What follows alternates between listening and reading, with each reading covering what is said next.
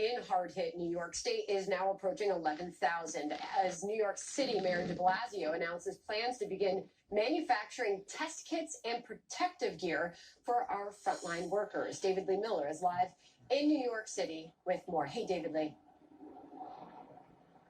Good morning again, Sandra. The number of fatalities linked to the coronavirus here in New York City has just gone from bad to worse. Now, the city health department calculates the number of confirmed deaths. It is now releasing probable deaths caused by the virus. Based on this new data, the coronavirus has spiked by 57% regarding the number of fatalities. Here now, the breakdown. 6,589 lives confirmed lost, 3,778 presumed deaths because of the virus. And more than half of those thought to be killed by the virus died at a hospital. Mayor Bill de Blasio this morning said he fears the virus's death toll might even be higher than has already been documented. According to the most recent statistics, the number of hospital admissions in New York City and patients in intensive care have increased. On the positive side, a lower percentage of people are testing positive. The mayor says more needs to be done to protect workers in grocery stores, and a short time ago released new guidelines. Require customers to wear face coverings when they come in. Put up a sign at the entrance around the store, making clear that that's the right way to do things, and that's a requirement of your particular store. That is legal and appropriate. The city will back you up. The mayor also says there is an economic crisis. 500,000 New Yorkers, he says, will soon be jobless. And he vowed no New Yorker will go hungry. In the month of April alone, the city will serve, he says, at no charge, 10 million meals. And planning for the future, Sandra, the city is now planning on putting together food reserves. They are stockpiling what they describe as 18 million shelf-stable meals. Sandra? David Lee Miller, thank you for your reporting on the ground there in New York for us. David Lee, thanks. We know the coronavirus originated in Wuhan, China, and General Mark Milley, chairman of the Joint Chiefs of Staff, told reporters the virus likely had quote-unquote natural origins and probably did not come from a bioweapons lab in Wuhan. There's a lot of rumor and speculation. It should be no surprise to you that we've taken a keen interest in that. And we've had a lot of intelligence take a hard look at that. And I would just say at this point, it's inconclusive, although the weight of evidence seems to indicate natural. But we don't know for certain. And joining us now is the Secretary of Defense, Mark Esper. Mr. Secretary, we certainly appreciate you coming in. Well, thank you for having me. I want to get to the intrigue about the lab, but first, the Associated Press has a major story this morning breaking, saying that there were 6 key days when this outbreak started, where top Chinese officials kept it quiet. They knew that this was all developing.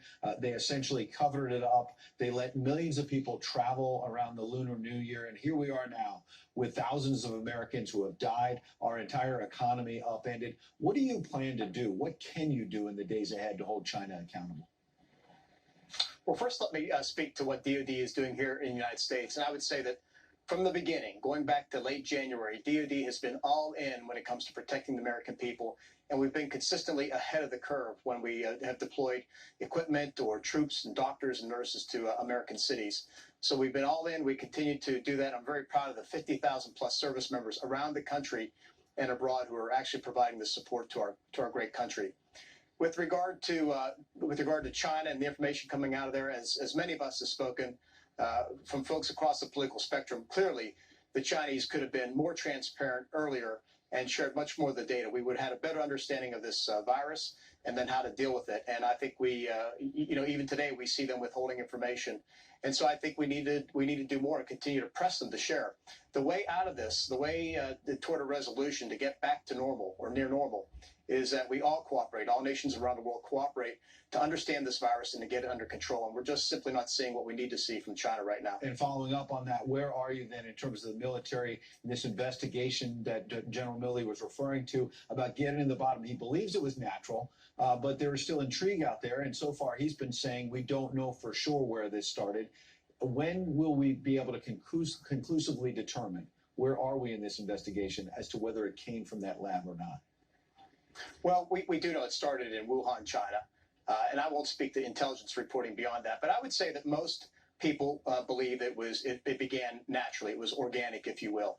I think in due course, once we get through the pandemic we're in right now, there'll be time to look back and really ascertain what happened and to make sure we have a better understanding so we can prevent this in the future. What can you share with us, Mr. Secretary, and thank you for joining us this morning. What can you share us? Obviously, your intelligence has been digging into this, and there's limited information you can provide us.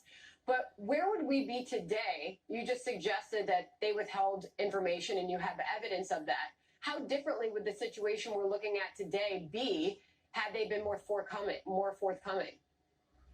Well, again, we had a better understanding of the nature of the virus. If the DNA was shared with our experts earlier, we could have had a better understanding of how to deal with it, maybe get a jump start on therapeutics and a vaccine, if you will. You know, I was at our premier military research lab in Fort Detrick, Maryland, a few weeks ago, and they were obviously involved in the solutions with regard to Zika and Ebola. So they do great work, but if you know the structure, the genetic structure of these things earlier, you can get ahead of it as much as you can. For the most part, we didn't see warnings until mid to late January with regard to reporting as to what this virus was, and I think it wasn't until later in January that the WHO actually said human-to-human transmission was even possible. Mr. Secretary, yesterday you held a press conference. The Joint Chiefs was also there, Army General Milley. He called COVID-19 the enemy. He said, we are at war. You also confirmed yesterday that we've got 50,000 U.S. troops deployed to fight that war, to fight this virus. But we also have a lot of troops getting sick. What are we doing to ramp up testing and protect our military from the spread within our military? Well, since the early days of this campaign, if you will, I've laid out 3 priorities for the Department of Defense. Number 1, protect our service members, our DoD civilians and their families. Number 2, ensure we can conduct our national security missions around the world. And then number 3, provide the whole nation, whole of government support that President Trump has directed with regard to dealing with the coronavirus. So we've taken protecting our people very seriously. Going back to 30 January was when I issued my first guidance to the troops with regard to how to protect themselves, to follow CDC guidance. We've issued numerous guidelines from there, another 7 or 8. We've restricted movement all around the world, to include the United States, of course. We've taken a number of other measures to protect our people. We've also done aggressive testing back here in the United States with our forces, particularly what we would call our strategic and Tier 1 forces that we need to protect to ensure that we can guarantee our nation's security. And at this point in time, though, our total number of folks who are infected are around 2,500 out of a force of 2.2 million is relatively a smaller number. And I attribute that to a large degree to the measures we took early, we continue to enforce, and of course we have a younger, fitter population, if you will. One of the concerns, obviously, growing out of what Sandra just asked you is what happened on the USS Theodore Roosevelt and the large number of sailors who have gotten sick. Where are we in the investigation that you've talked about publicly to find out whether or not Captain Crozier was treated fairly or unfairly when he tried to blow the whistle on what was happening? So that investigation was completed last week. It was an investigation that I directed a couple weeks ago. It is going to the acting Secretary of the Navy this week sometime. At some point, it likely will come to me. But back to the most important thing, though, is taking care of our sailors who are now in Guam. We do have many who were infected by it. What's disconcerting about the numbers we actually know right now is a majority of the sailors who have the virus are asymptomatic. So we've gotten some insights as to how this virus acts and how it's transmitted. And so we're trying to be doubly careful as we clean that ship up and get the sailors back to sea, which we think will happen in a few weeks here.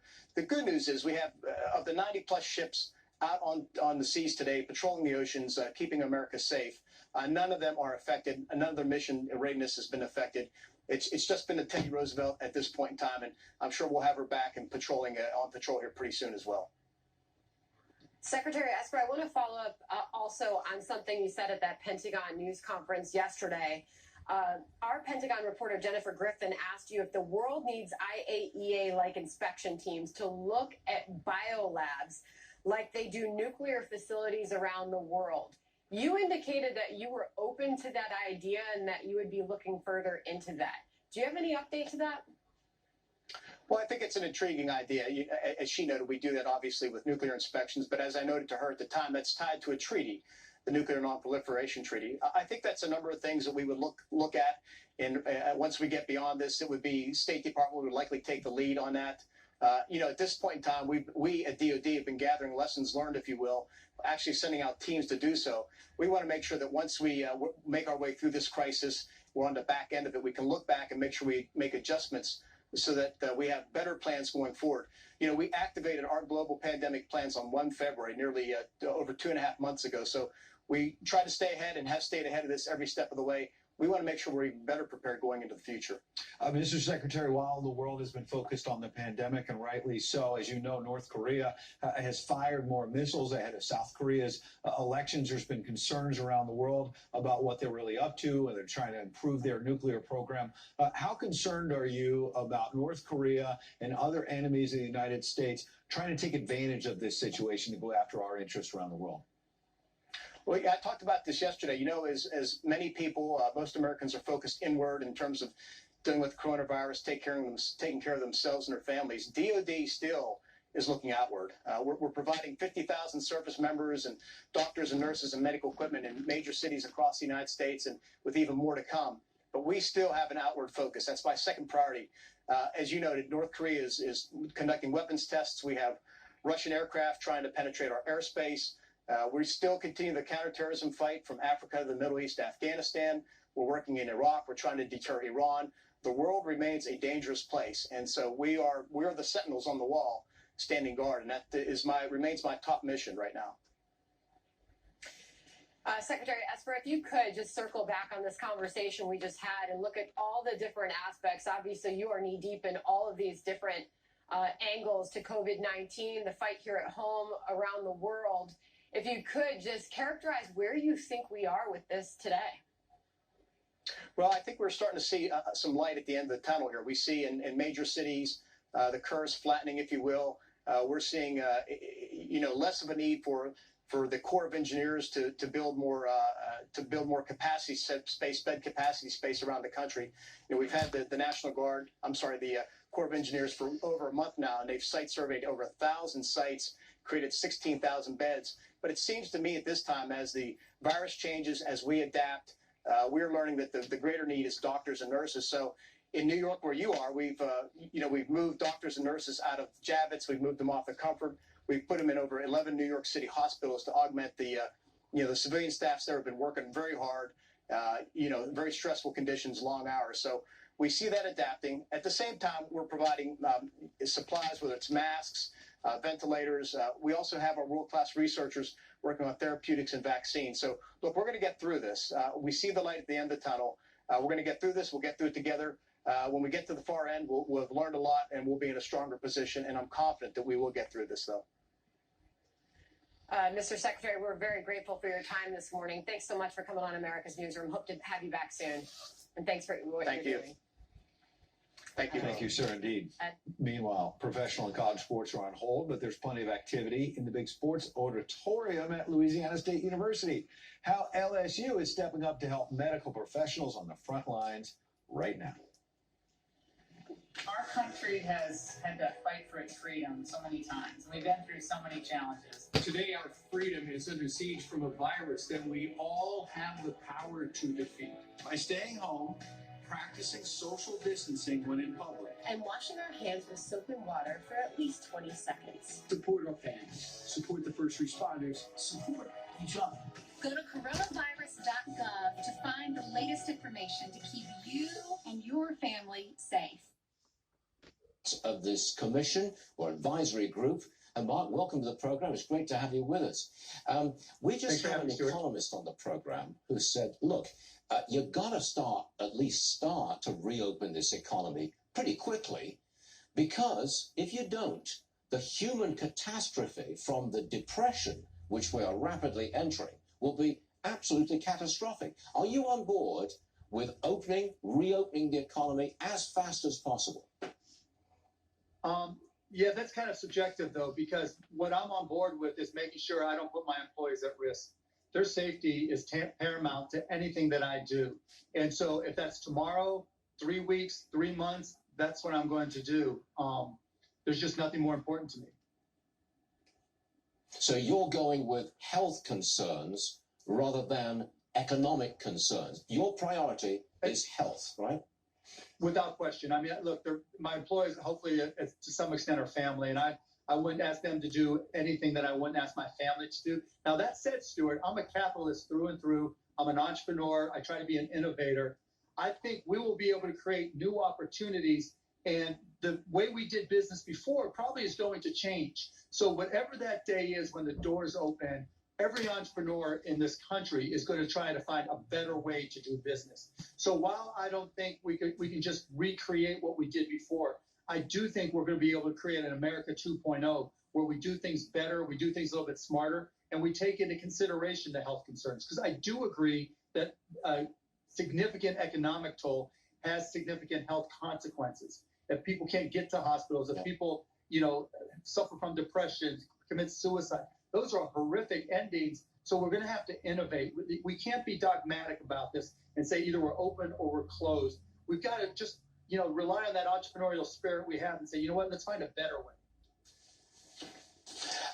Now, you're the owner of the Dallas Mavericks. Okay, everybody knows that. Dr. Fauci has said earlier this morning that sports doesn't start up again this summer unless fans are banned. What do you say to that? I'm okay with it. I really am. I think the NBA has a moral obligation to come back as soon as we can.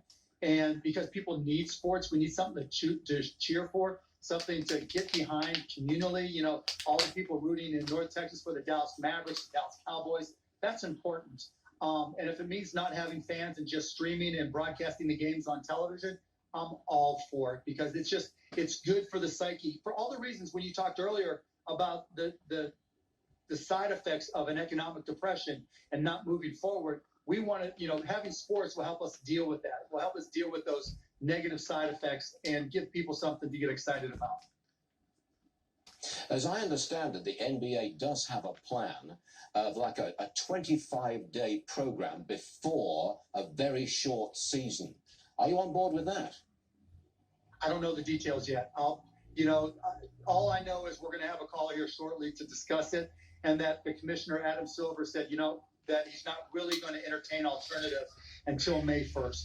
It's just the circumstances we're in. There's so much imperfect information, Stuart. Sometimes just being patient is the best way to go. And I think, that's the approach the NBA has taken. You've hinted about running for the presidency. You want to tell us more? Yeah, there's not a lot more to say. Right now, I'm supporting the president. I'm here to help him on his council. Whatever I can do as an American citizen, I'm all in. This is a unique time, and I give the president credit for asking for help, and he called my name, and I'm ready to step up to the plate and help. If you did run for the presidency as an independent, I can see you smiling here. If you did, I know this is a hypothetical, but if you did, that would split the vote between the Democrat and the independent, and you would usher in a second term for President Trump, wouldn't you? Not necessarily. I mean, I'm very conservative on a lot of economic fronts. And so, if and when I did, again, it's a long shot, and I'd root against it right now or bet against it right now. But I think a lot of conservatives would be very interested in what I have to say on the economic side. Okay, would you tell us what you've got to say on the economic side? Go ahead. This is an economic program, Mark. Well, I'll tell you right off the bat what I would do. I don't know that the PPP programs and the EIDL, SBA programs are working, or what we're doing to try to get businesses back to work. I just think there were a lot of things that create too much friction. I'd work with the Fed and the Treasury and banks to install an overdraft protection program, and that allows small businesses and medium-sized businesses in particular to continue business as usual. So rather than having to apply for a loan, then potentially have the banks go through their approval process and then have the Treasury have to fund the banks after the fact, by just allowing small businesses to continue to write checks, knowing they're not going to bounce for selected categories, knowing that banks already have fraud administration programs in place and money laundering programs in place, I think we could do a friction-free approach once we to keeping the economy open. And I think that would be a huge step forward. I think we have to start talking about robotics taxes, because when we get back to work, if we're really going to bring manufacturing back here, we can't try to recreate the manufacturing of the past where we put everybody in the assembly line and pretend that there's going to be a lot of manufacturing jobs. We have to invest as a country in robotics, because that's the way we're going to be able to bring manufacturing over here and beat the pants off the Chinese at what they do best, which is low-cost manufacturing. So by having a robotics tax of, let's say, 12%, which mimics what we do for Social Security taxes, we can put 9% to the Social Security and Treasury Fund, 3% reinvested into robotics, and allow us to really create an America 2.0 that competes globally in robotics and artificial intelligence, that really establishes us for who we are, the leader economically in the world. So you asked for the 2-minute synopsis. There you go. No, that was real good stuff. Thank you very much indeed. It's rarely that we get a high-profile guest like yourself who answers specific questions in a specific way. You're a good guy, Mark Cuban. I don't care what they say. I appreciate it. Thanks for having me on, Stuart. Now, hold on. We've got a virtual town hall. You're doing it with our own Charles Payne. It's next Thursday on Fox Business. And right now, viewers can email their questions. And Mark, I'll guarantee you're going to get a lot of questions from our viewers. And I want to thank you very much for being on the show today, Mark. You're a great guest, and it's appreciated. It's always a pleasure to be on. It's always a pleasure to be on. Thanks for having me. Stay safe. And we'll see you soon. Thanks. Now then, thousands of people in Michigan are gathering right now. They're protesting the governor of that state and her strict lockdown rules. We've got a live report on that coming up next. In effect.